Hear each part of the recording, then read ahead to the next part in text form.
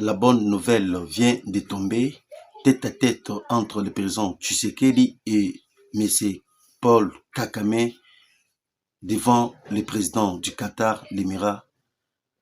Bandeko, actuellement, Boyba déjà que fini la récréation. Kagame vient d'être cloué sur un bar de poteaux par le président Tshisekedi. Bandeko, je pense qu'avant Tobanda émission Yabiso, tous allez couper Sebeno Bambote et Belé. Bonjour et bonsoir, Bisika, Nyon surtout Bozali, Kosobiso, na émission Nabiso, Olivier, les news télévision. Je pense qu'aujourd'hui, on va parler et discuter avec vous na Oyo Italie Voyage. Il y a présent Tshisekedi na Katia Qatar. Tête à tête avec Kagame et Yame Balé to komiki un peu ko partager na bino na Oyo Italie déplacement ya Kabila na Katia Uganda après son échec na rencontre na bango na Kakuta Museveni na Corneille Nanga. Kabila s'est rendu en Afrique du Sud. Pourquoi objectif ya voyage ya Kabila ezalaki ndenge nini toko partager na bino ensemble et to kolobela Oyo Italie bitumba ezali kosalema na parti ya Villa Bukavu. Bawazalendo bazali mena na ba 4 coins stratégiques na ville ya Bukavu. Bande Kobalandi, avant de continuer, tous allez kosenga bino aimer et partager notre émission et abonnez-vous massivement et n'oubliez pas de cliquer sur cloche pour que à chaque temps et à tout moment ce que tous allez kosa la direct et qu'on permettre bino bozo biso la facilité. Alors Bandeko actuellement boyba déjà que ça chauffe. Bon mona qui est à présence Tshisekedi na Katia Qatar. Batunions tout bazala qui surpris. Personne ne le savait que Tshisekedi devrait se rendre au Qatar. Batwa monika ka déjà photo et bimé na ba réseaux sociaux. Le président Tshisekedi na Katia Qatar. Tu sais qui bino qu'il y a 7 personnes. Oyo bakanga ki na présidence. Avant to simbali kambuya Oyo Italie rencontre. Boyoka condition Oyo pesami. Ba retomber Oyo est tombé na Katia rencontre. Nazoli en atali sabino nan d'abord. Bakanga ki 7 personnes na Katia présidence.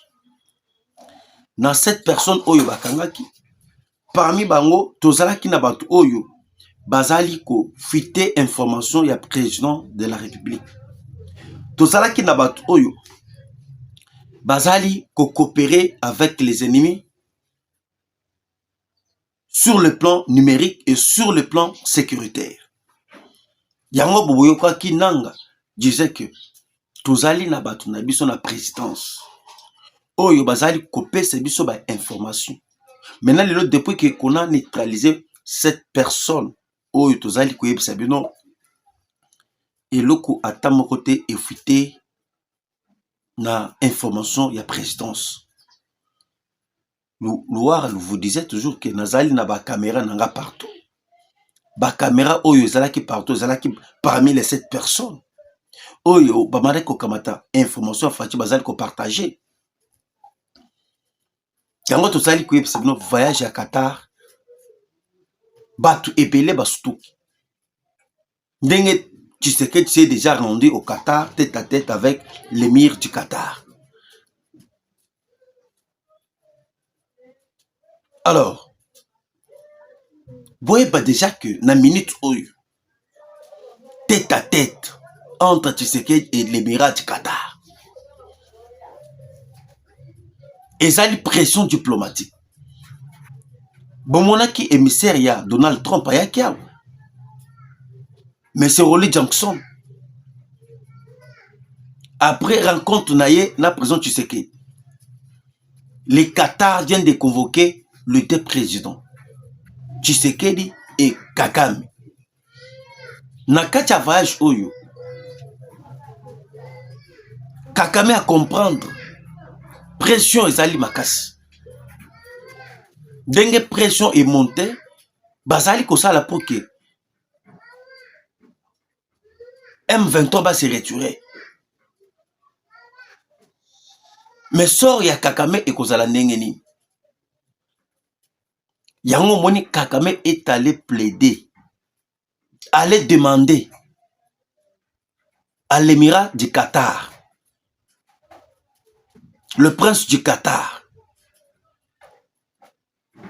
bakoka kofandisa bango na Tshisekedi, basolola à l'amiable, a retiré ba troupe nae. Avant que rencontre Oyo et Salim, il y a Qatar. Nous avons le Sénat américain de Virginie. Sénat Virginie aux États-Unis d'Amérique. Ils se sont réunis en concret. Na objectif, il y a que Rwanda a retiré ba militaire nae. Parce que balikaki n'a pas vote. N'a pas vote oyo bango balikaki sur les 34 sénateurs. Il y a Virginie. 33 sénateurs va voter pour que Kakame a retiré les troupes naïves qui sont à l'est de la RDC. Je vais vous dire ce qui s'est passé. Avant de entamer le plan, il y a décision Oyo Ekweyi na Qatar.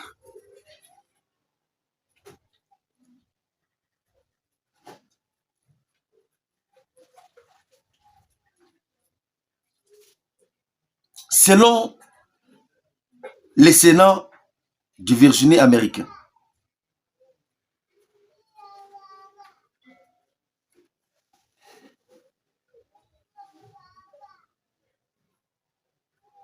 la RDC est condamnée et la RDC condamne Kakame.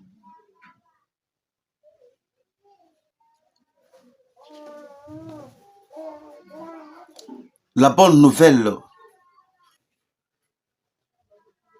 résolution CR34, l'État de la Virginie, ISA, vote 33 sur 34, un soutien au président Tshisekedi et la RDC, et condamne Kakame, adopté par le Sénat le 18 mars 2025. Le Sénat du Virginie américain demande ceci. Considérant que le peuple de la République démocratique du Congo est attaqué par les groupes rebelles du M23 soutenus par le Rwanda sous président Kakame, cela doit cesser immédiatement pour protéger les civils. Le Sénat de Virginie américain condamne Kakame et demande le cessez-le-feu et le retrait du troupe du M23. Considérant de la Virginie occidentale se tiennent aux côtés du peuple de la RDC dans leur combat pour la libération et l'autodétermination.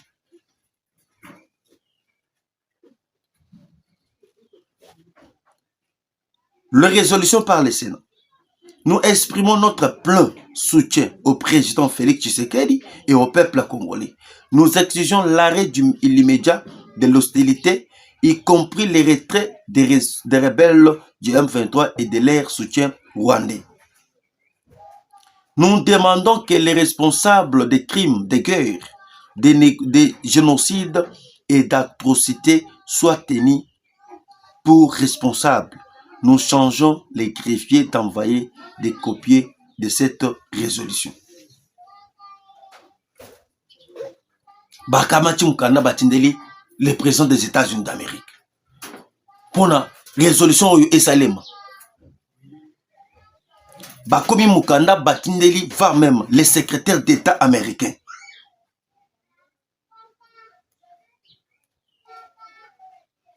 Et ils ont écrit encore la troisième lettre d'envoyer au leader de la majorité du Sénat et le président de la Chambre de la représentants de la Virginie occidentale. Fini la régrégation de mese muchopo criminel. Bisoto et bisaki bino. Tshisekedi va gagner cette guerre. Lelo Kakame commence à pleurer. Un roi d'Afrique, un arrogant qu'il était. Kakame a fukami na makolo Tshisekedi.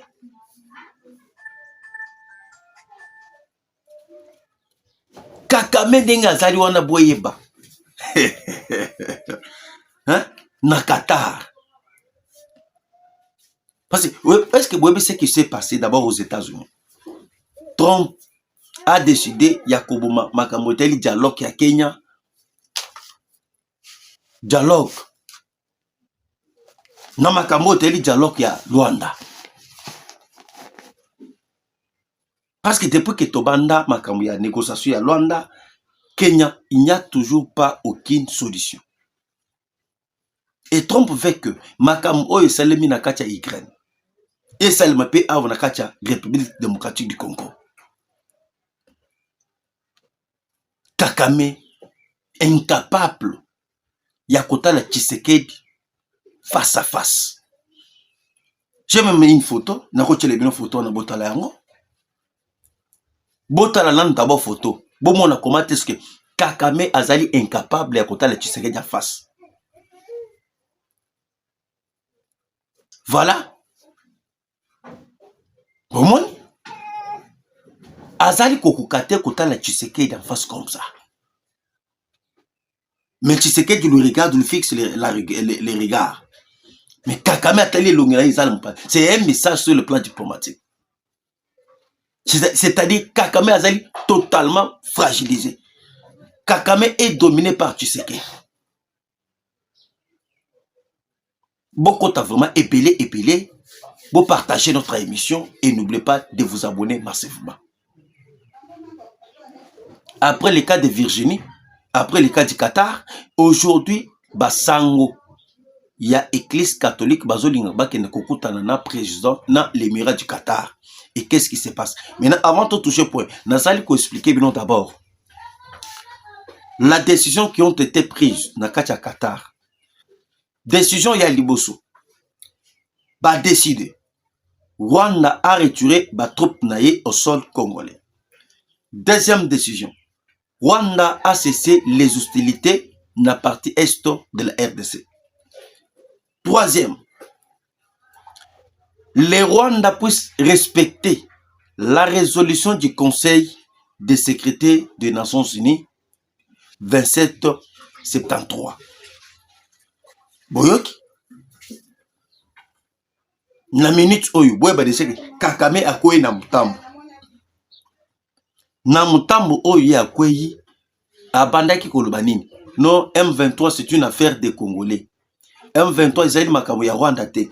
M23 biso tozali concerné te. Maintenant lelo tango bake na Qatar. Kakame akei akoye na piège. Akoye na mutambo. Parce que actuellement, il est abandaki kouangana. Mais lorsqu'il s'est rendu au Qatar, automatiquement que Yemoko a coué na piège, c'est bien lui qui est le responsable du M23. Le ministre des Affaires étrangères belge a dit clairement, il faut considérer que Congo à la place, il y a Ukraine. Congo to considéré même au même rang avec Ukraine. Toko qui traité Ukraine, to abandonné Congo. To c'est la 2 poids 2 mesures. C'est-à-dire tous les pays à monde basangani. Pour na makambo tel RDC. Kakame azali totalement isolé. Maintenant le seul partenaire qui soutenait maintenant Kakame financièrement, militairement, c'était le Qatar. Maintenant, aujourd'hui, les Qatar viennent de lâcher maintenant, mais c'est pas le Kakame. Lorsque va comprendre que Tshisekedi va koutani maintenant na Kakame. Pour na makamotel parti est ya Congo. Bomoni présence, il y a ba prêtre, il y a église catholique. na ba prêtre ya ECC. Ils se sont rencontrés dans centre Nganda. Oui, centre Nganda, très bien, côté à Kitambo. Et lorsque bakotani, ba jugé à que, ba sale effort, ba kende kosenga audience, et pas ya le mira du Qatar, ba solola. Makamwe komi ndongo. Bisoto ebisaki bino. Démarche ya église catholique, démarche ya ba prêtre ya ba sango, ezali démarche comment revenir Kabila, comment revenir Katumbi, comment arracher les pouvoirs et donner les Katumbi et les Kabila. Yango tozali koyebisa bino ba comprendre déjà que ba komi lokola ba soso ba pole limbula. Tshisekedi na kati ya Qatar boyeba déjà que ba kloué Kabila ba kloué Katumbi.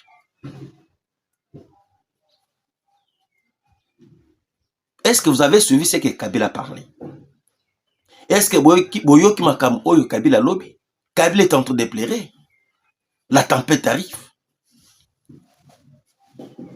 Tozali koyebisa bino ke ba prêtre oyo ba moni déjà que démarche na bango ya dialogue simbité.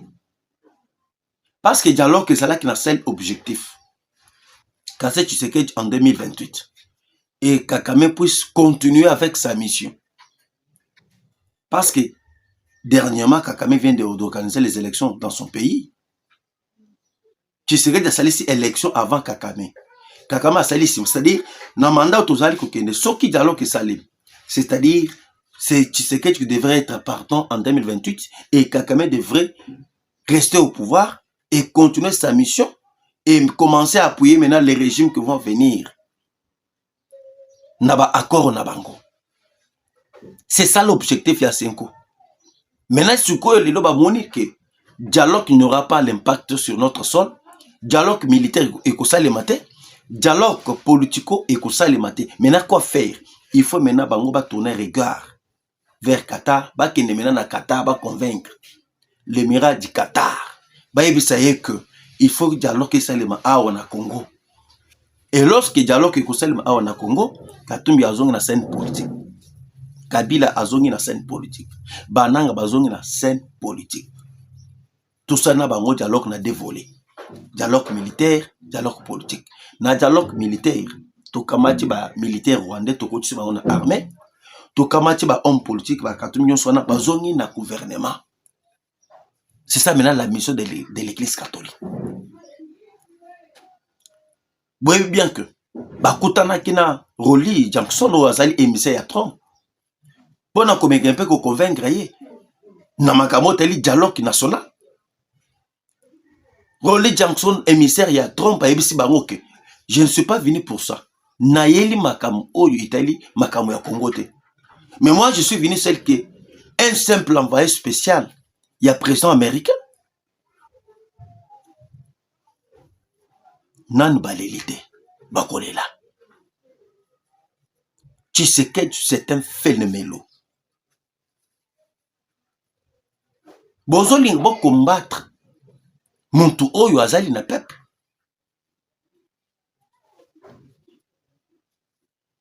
Bande de mafieux, bande de criminels, bande de voleurs.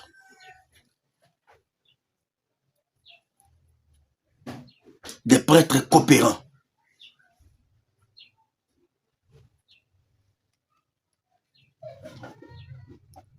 Alors, Kabila en Afrique du Sud. Boyeba ke Kabila avant qu'il n'a qu'à Afrique du Sud. Kabila abanda qui voyage na ye na kati ya Uganda. Na Uganda,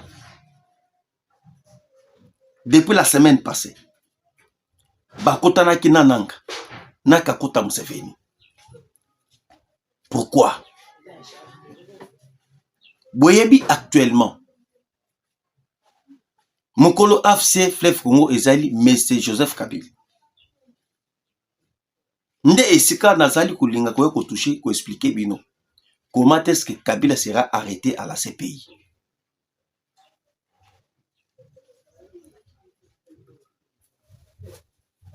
Kabila comprend déjà que Kakame azali na difficulté diplomatique. Kakame azali ko perdre déjà crédibilité naïe à ce qui concerne l'agression rwandaise. Kakame azali pression contre Kabila. Et boyoki. Alors, tozali koyebisa bino que tango bango tango Kabila ke na kati ya Uganda, difficulté komelie. Kakame ayebisi que non, je ne vais plus continuer parce que pression ya Tshisekedi eleki. Ake kosenga maintenant aide na kati ya Uganda. Comme Kakame maintenant azali prêt ya ko retirer ba troupe nae na sol congolais. Asen Kwete Kakuta Museveni a soutenir militairement en face à Nanga. Et Museveni a dit que non. Actuellement, je suis en bonne relation avec le président Tshisekedi. Et en plus, actuellement, pression internationale était mise à ce qui concerne la situation sécuritaire d'Est. Actuellement, il n'y a pas moyen de continuer. Yango bomoni Kakame alongwe na kati ya Kabila alongwe na kati ya Uganda. Il n'y a eu aucune solution à Kenakati à l'Afrique du Sud. Et lorsque Kenakati Afrique du Sud, bakutana nani na Thabo Mbeki, l'ancien président sud-africain, parce que Thabo Mbeki azali 50 Rwandais, 50 Sud-Africains. Et lorsque bakutana Thabo Mbeki, qu'est-ce dit d'abord M. Joseph Kabila? Kabila a l'obiboy. Selon Kanambi, si j'étais complice du M23 à Bar AFC Fleuve Congo, la situation serait différente de ce qu'elle actuellement demandé au président Tshisekedi de vous fournir des preuves de ces allégations. Wana Kakame Kabila bani koloba. Mais pour tout ce temps ici, lorsqu'on l'accusait, c'est bien lui qui est l'auteur. Il y a Alliance Fleuve Congo. Kabila atikala kolobade. Mais lelo Kabila est koloba. À moins déjà que pression ezali koya. Take Koseng pas Thabo Mbeki a plaidé pas à Cyril Ramaphosa. Comme Ramaphosa azali ami personnel du président Tshisekedi. Ramaphosa a yambaye a senga ba faciliter bango ba kutana président Tshisekedi. C'est ça sa mission. Et mission a ressurté. Que dit encore Kanambi? Kanambi a bakisa lobby.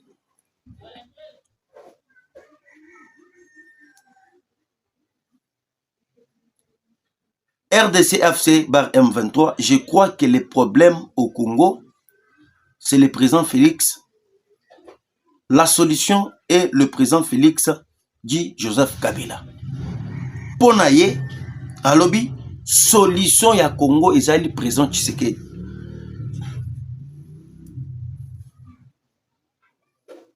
Boyoka, un soi-disant un ancien président. Raisonnement malonga pe isate.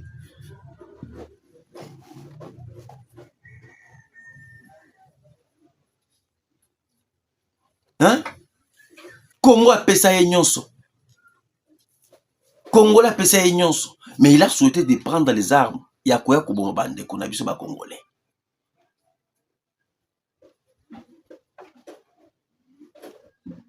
Vous voyez que les problèmes de l'insécurité en 2012, Ezalaki Kabila.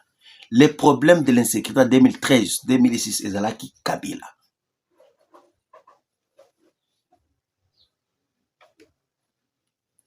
Tshisekedi d'abord considéré ma belé, il y a Congo et pas Rwanda. Ça devient très dur, ça devient plus pire.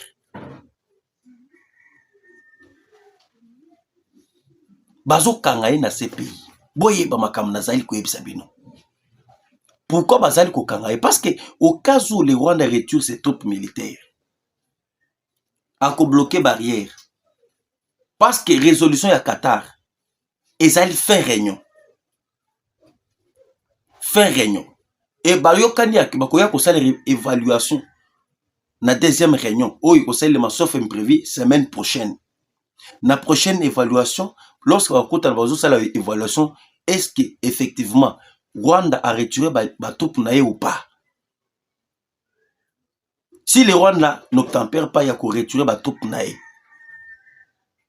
il y aura beaucoup de conséquences contre Kigali.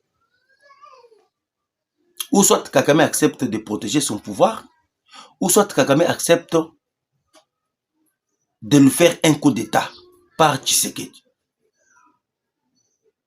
Yango tozali ko expliquer bino clairement que actuellement, lorsque Kagame a kolongola ba troupe na ye no sol congolais, bakei Kabila na bato na ye bananga Alliance Fleuve Congo bakozanga isika ya kokende parce que le Rwanda akokanga frontière na ye, Uganda akokanga frontière na ye parce que Kagame akolinga te baloba te que non ye azali les responsables parce que soki lelo Kagame abimi responsable nyon surtout ekokweye na mapeka na ye. Parce que si vous écoutez très bien la Belgique insiste sur les responsables bas la poursuivi. Hollande résolution à Conseil des secrétaires des Nations Unies, les responsables bas à la poursuivi. Ce qui bolandi le Sénat Virginie, il y a États-Unis d'Amérique, bah insister que les responsables bas à la poursuivi. Maintenant, les qui sera les responsables? Kabila, Kagame, point d'interrogation. Maintenant, pour que Kagame ait échappé, bah militaire n'a pas kolongwa en catimini. Nde bisika pena ba kotiela nanga barrière. Lorsque ba troupe ya Rwanda iko se retirer na Goma et se retirer na Bukavu, c'est fini pour eux. Encore boye ba ko se retirer na ndenge ya koyeba na terre, ba ko se retirer na ndenge ya Katimini. Butu peut-être bomoni ke tolali butu boy. Ba bimisi ba na bango ata na ba 2 heures, ba 1 heure, ba 4 heures, ba longwe bazongi na kati ya Rwanda discrètement. Maintenant, les restes, les nangala, les harimagi, sort nabango et kozala dengenin. Terrible. Hein? Aimez et partagez notre émission. Maintenant, actuellement, Boeba, na partie à Est,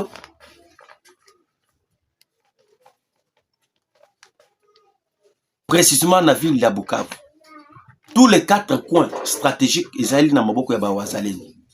Maintenant, actuellement, Boeba déjà que renfort et outil na Maniema. Plus de 10 000 Wazalendo. Ba outil kokota na Uvira. Ba koti na Uvira na ba moto, na ba mituka. Avec plusieurs armes. Lorsque ba koti na Bukavu, na Uvira, na zali koyebisa binoke.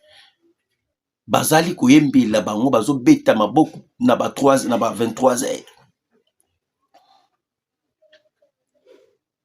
Et à part ça, oyo bazalaki na Nyantende. Nyantende ezali 15 km avec ville de Bukavu. Na Nyantende sika ba kenda ko bombarder des camions ya ba M23. Et 30 personnes, 30 M23 abattus. Et actuellement, déjà que les choses sont en train de tourner mal. Parce que les hommes d'affaires, il y a États-Unis d'Amérique, Maralabo. Maralabo, ils allaient aux États-Unis d'Amérique. Tous les affairistes à États-Unis, bakotana, basololi pona makam oyo Italie RDC. Basa la bena pression diplomatique contre les Rwandais. Et si les Rwandais n'obtempèrent pas de respecter, on va les frapper. Ah, Ukraine, tous les pays occidentaux, basangana, sima Ukraine, pour que combattre Russie. De même façon, c'est avec la RDC. Tous les pays occidentaux, bakosangana, pour la pression contre les Rwandais. La tempête arrive. Les loges, je vous parle. Ba M23 ba komo kusondola pe bateni ba M23 ba bali pe kokima bitumba na front sur la route numéro 5 Walikale Walungu. On ne change pas l'équipe qui gagne. Les Congos, c'est pour les Congolais. Herman Cohen vous disait, Tshisekedi c'est un monstre politique. Alobi, Kakame croyait que non, vaincre la guerre, il faut prendre les armes. Mais les lots, Tshisekedi a coupé ces leçons. Il y a qu'on que bitumba bakanyaga ngona mindu kite, bitumba bakanyaga ngona maloba. Merci vraiment Ebele Bandeko Balandi. Tout compte en amino balasima pour la deuxième étape. Bye.